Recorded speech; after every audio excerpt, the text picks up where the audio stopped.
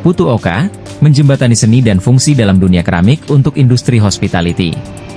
Tabanan, dalam lanskap industri pariwisata yang terus berkembang, peranan desain interior yang estetis dan fungsional semakin krusial. Salah satu elemen yang seringkali menjadi pusat perhatian adalah perabot keramik.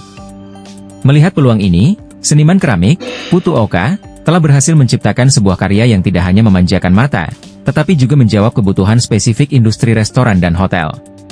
Proses kreatif Putu Oka dalam menghasilkan karya keramiknya bukanlah sekadar mengolah tanah liat. Ia melakukan sebuah perjalanan panjang yang menggabungkan estetika seni dengan fungsi praktis. Setiap karya yang dihasilkan adalah hasil dari perenungan mendalam terhadap bagaimana sebuah benda keramik dapat menyatu dengan sempurna dalam sebuah ruang makan atau kamar hotel.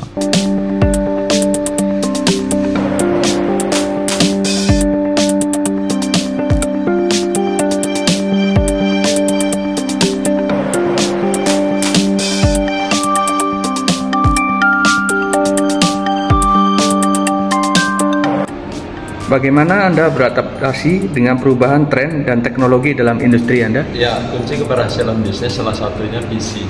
Jadi visi industri apapun Anda terlibat, yang Anda tekuni, selalu nanti harus kita bisa melihat komunitas Anda di dunia itu dengan siapa.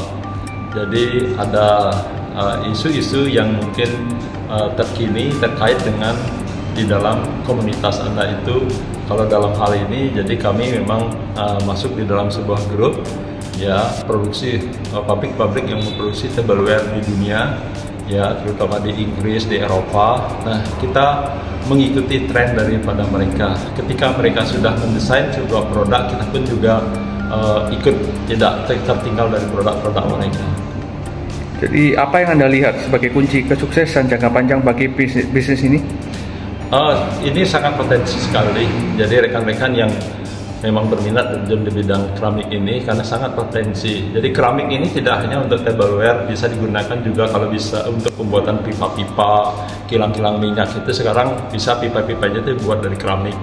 Lebih jauh lagi bahwa keramik ini pun jadi kebutuhannya tidak akan pernah berhenti karena ini barang pecah belah. Jadi 1 tahun, 2 tahun setiap hotel itu pasti membudgetkan untuk pembelian keramik tableware.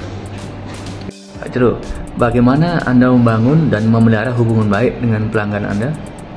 Ya, jadi dalam marketing kita selalu salah satu kita memperhatikan kebutuhan mereka, kemudian barang-barang yang kita sudah kirim, tentu kita juga mendengarkan apa keluhan dari mereka. Nah, kecepatan respon kita baik di dalam produk dan kemudian variasi kreativitas di dalam warna, kemudian bentuk, nah itu yang selalu kita akan kembangkan. Nah, tentunya kan ada tips-tips nih. Jadi apa saran terbaik yang pernah Anda terima dalam memimpin bisnis? Jadi saran dari customer, ya tentulah kalau terakhir ini memang karena kebutuhan cukup tinggi. Nah ini sehingga ada waktu pengiriman cukup lama. Nah inilah saran-saran yang tentu bagaimana kita harus meningkatkan biar bisa selesai lebih cepat. Bagaimana Anda mengelola waktu dan prioritas sehari-hari Anda sebagai seorang wirausaha? Ya, jadi kami kan sudah ada dalam manajemen, jadi dalam struktur sudah ada pembagian kerja dan tentu kami mengelola dengan permasalahan-permasalahan yang muncul dan kami sampaikan di dalam rapat rutin pertemuan yang kita lakukan dalam 3 kali dalam sebulan ini. Nah, apa pencapaian bisnis yang membuat Anda paling bangga nih? Kami sangat bangga ternyata seni keramik ini. Jadi keramik tableware ini adalah sebuah kombinasi antara kerajinan dan kimia. Jadi kami sangat berbangga sekali ternyata keberhasilan yang kami capai ya tidak saja di dalam masalah desain tetapi kualitas produk. Nah, kualitas produk ini harus kami belajar banyak. Ya, bagaimana meningkatkan kualitas tanah, kemudian proses pengolahannya sehingga benar-benar jadi kualitas yang kita hadirkan ini betul-betul bisa diterima oleh pasar. Apa yang mendorong Anda untuk memulai bisnis ini? Ya, jadi yang pertama kita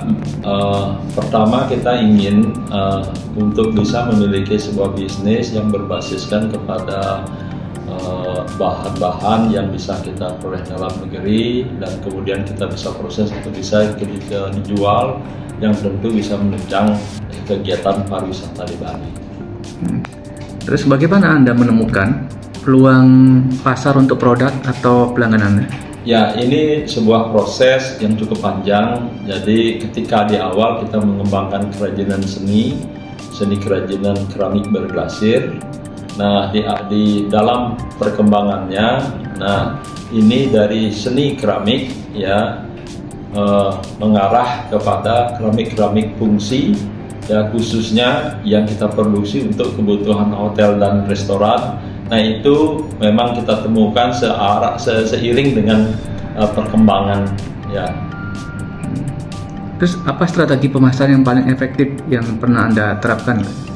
Ya, jadi ketika kami mulai masuk ke pasar dalam negeri ya, di Bali ini ada beberapa memang kompetisi kita khusus yang memproduksi barang-barang keramik berglasir untuk kebutuhan hotel itu.